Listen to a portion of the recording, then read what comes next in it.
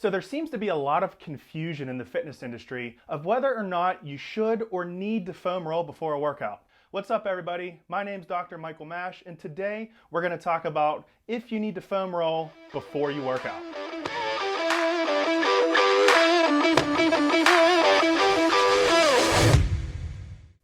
So before we get started, make sure you like and subscribe to this channel.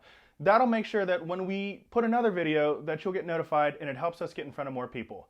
So there seems to be this sort of debate in the fitness world of one side of the story will say, yes, you absolutely need to foam roll in order to successfully warm up and reduce injury risk. And the other side says it's completely useless, there's no need to do it at all. So let's dig into whether you should actually foam roll or not. And it really comes down to the difference between wanting to, needing to, and some false beliefs that we're going to go through. First off, if you think that you need to foam roll before a warm-up in order to reduce the chances of sustaining an injury, there's no evidence to support this. So there's no absolute need to foam roll in order to reduce injury risk. Because if we needed to foam roll in order to reduce injury risk, that doesn't make much sense for all the people that don't foam roll and don't get injured, right? We need to think about the other flip side. So there's no evidence to suggest that you need to foam roll in order to reduce injury risk. And if you're foam rolling for the pure purpose of,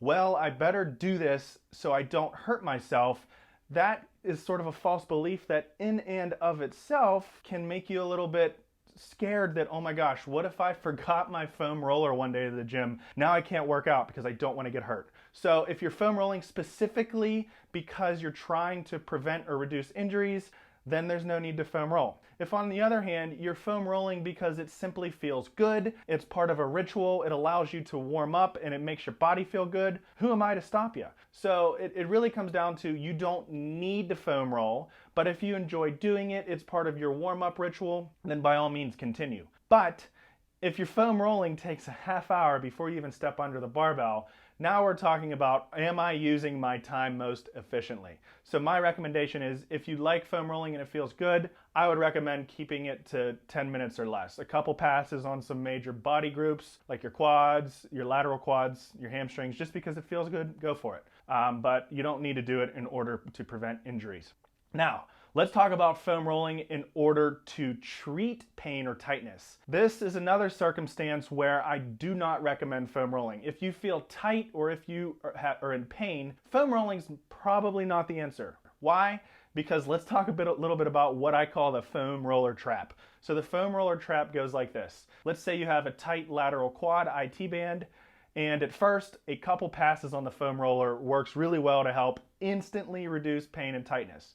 But unfortunately, you can only trick the body so long. The next time you do it, you may need 10 minutes, and then you need 15, 20, 25 minutes just to get a little bit decreased pain and tightness. And then once the foam roller no longer works, then you need a harder stimulus like a PVC pipe. And then when the PVC pipe doesn't work, then you need the rumble roller. So now you're at a point where you need 30 minutes of hard rumble rolling just to get that little window of decreased pain and tightness. If this sounds like you and you're using a foam roller to try and treat pain, injury, tightness, I would recommend weaning off of it and trying to really get to the root cause of why you're always in pain or sore. Maybe it's a programming issue, right? Maybe you're doing too much, too fast, too soon. Maybe you're not doing enough. Maybe you're not doing the exercises like the squat optimal for your body stance. So if you feel the need to foam roll for a half hour or more, I would wean back on that and try and find the root cause of the issue.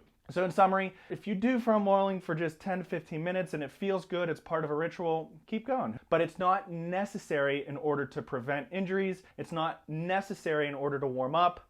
And if you're using it to treat pain, tightness, or injuries, I would again try and find the root cause of it. So if you enjoyed this video, make sure to like and subscribe, and we will be back again with some more tips. Thanks for watching.